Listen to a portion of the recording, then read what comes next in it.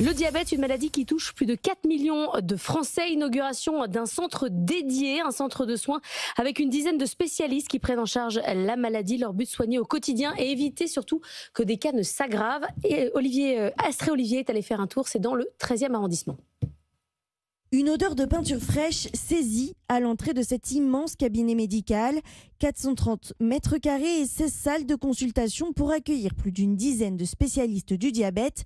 Une première en France créée par Elliot Ergat, jeune médecin généraliste. Ce sont des praticiens en secteur 1 et en secteur 2. Donc on est susceptible d'accueillir tout type de patients au sein de la structure sans surcoût. Et ces médecins nous reversent une rétrocession qui correspond du coup à tous les services qui sont mis à disposition, à la fois les locaux, le matériel, l'expérience aussi, et puis l'accompagnement qu'on peut leur produire en plus. Conscient de l'enjeu de santé publique, son mantra est simple, une meilleure prévention pour moins de complications. Tout l'enjeu, c'est d'arriver à faire en sorte qu'ils aient un meilleur suivi, puisque aujourd'hui les recommandations sont relativement faiblement appliquées en vie réelle.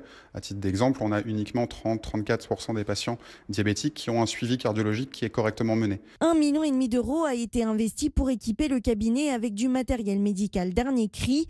Des marchés dont le mix atteint 25 000 euros pour la cardiologie à 100 000 euros en ophtalmologie.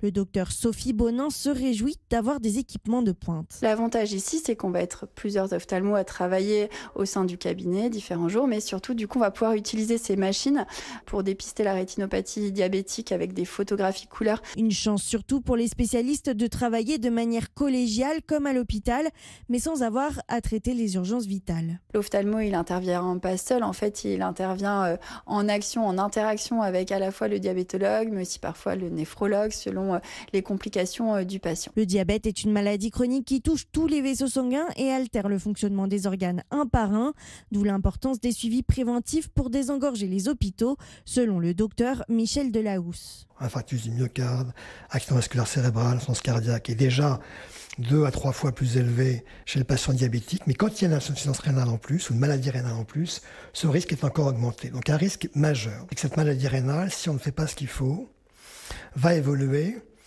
de façon plus ou moins lente vers la perte totale de la fonction des reins, c'est-à-dire à un moment où la vie n'est plus possible, sauf à mettre en place des traitements de suppléance, la dialyse, la transplantation rénale. Et qui entraîne des surcoûts pour l'assurance maladie à la recherche d'économies. Il doit y avoir à peu près presque la moitié des patients qui sont pris en charge en dialyse aujourd'hui qui ont un diabète. Le coût des traitements de suppléance est évalué à 4 milliards d'euros par an. Ce pôle dédié au diabète devrait accueillir jusqu'à 10 000 patients par an. Objectif désormais, ouvrir de nouveaux centres sur le même modèle partout en France.